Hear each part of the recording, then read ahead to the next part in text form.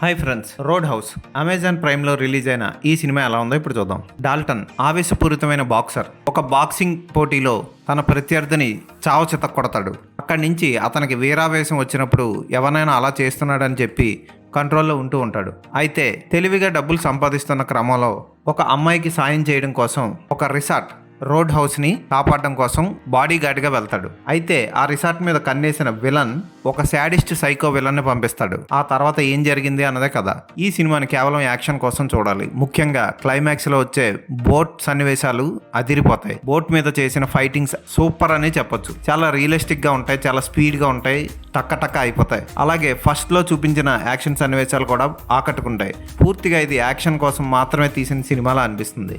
ఇక డాల్టన్ పాత్రలో జేక్ చాలా బాగా చేశాడు.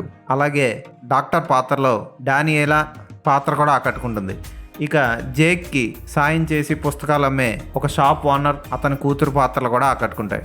ముఖ్యంగా శాడిస్ట్ సైకో విలన్గా నటించిన వ్యక్తి ఇరగదీశాడని చెప్పొచ్చు. అతను చేసే ఫైట్స్ కానీ, పబ్లో ఫైట్ కానీ, క్లైమాక్స్లో వచ్చే బోట్ ఫైట్ కానీ నిజంగా చాలా క్రూరత్వం చూపించాడు. అద్భుతంగా నటించాడు. యాక్షన్ ప్రియులు ఈ సినిమాని ఖచ్చితంగా చూడొచ్చు. సూపర్ ఫోటోగ్రఫీ, అద్భుతమైన యాక్షన్ సన్నివేశాలు, బ్యాక్గ్రౌండ్ మ్యూజిక్ ఆకట్టుకుంటాయి. ఈ సినిమాని తెలుగులో కూడా రిలీజ్ చేయడం విశేషం. తెలుగు డబ్బింగ్ కూడా బాగుంది. ఈ సినిమాకి నేను ఇచ్చే రేటింగ్ 3/5.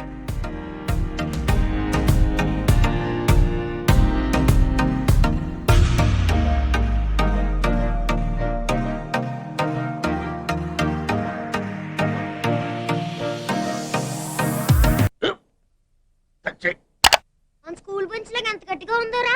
కొట్రా, కొట్టు, పర్లేదు, కొట్టు. అబ్బా చైన్ పెట్టేసింది బాబాయ్. ఆ, నీకు నొప్పి ఏంటి ఆ, నువ్వు కొడతావా? కమా బిట్ మీ యార్. వద్దు బాబాయ్. వాణ్ణి నేను కొట్టడం లేదమ్మా, వాణ్ణే నన్ను కొట్టమంటున్నాను. ఆ, నువ్వేం కంగారు పడక్కర్లేదు. అడుగుతావేంటి?